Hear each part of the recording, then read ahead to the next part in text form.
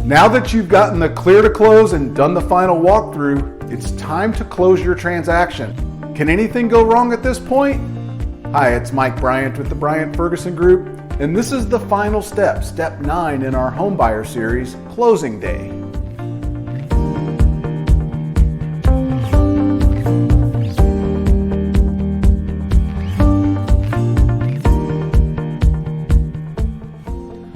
Once the lender has given the clear to close and you have verified the condition of the property prior to arriving at the closing table, there is really nothing that can derail this transaction.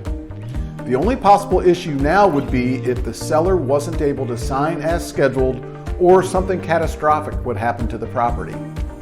The title company will issue a settlement statement which will detail all the fees and expenses to the buyer along with any credits in a ledger format. This statement will show the exact amount you will need to bring to the closing table. You will need to bring certified funds, normally a cashier's check, made out to the title company to complete your side of the transaction. You will also need to bring photo ID, as the escrow closer will also serve as notary to notarize various documents you will be signing. At least 72 hours before closing, the lender will issue a document called a closing disclosure. This is very similar to the settlement statement with additional information related to your loan terms. The lender and the title company will communicate with each other so that all charges and fees match each other. Be prepared to sign a rather large stack of papers. Most of them are lender documents and other various disclosures. The escrow closer will explain each form to you, and you will have the opportunity to ask any questions about what you are signing. Your agent should also attend the closing to provide counsel and support for you. Here in the Kansas City area, the buyer and the seller usually close at different times and often with different title companies. One party may sign before the other.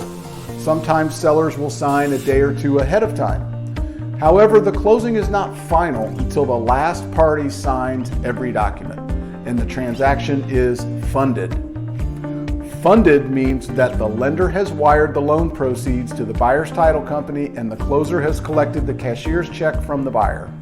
The title company will then handle the disbursement of the funds to the seller and to any other parties to the transaction. Your real estate purchase contract spells out the terms of possession. Usually it is day of closing or at funding, but this can be negotiated to be any time after closing. Since the transaction does not fund immediately after you sign as buyer, your agent and the escrow closer can clarify for you when possession actually takes place. Once you have been given possession of the property, you can start the process of moving into your new home. Congratulations, you can have a housewarming party. This wraps up our 9-part series on Home Buying 101. I hope you have found it informative and helpful. Follow our YouTube channel and our Facebook page for more informational content about real estate.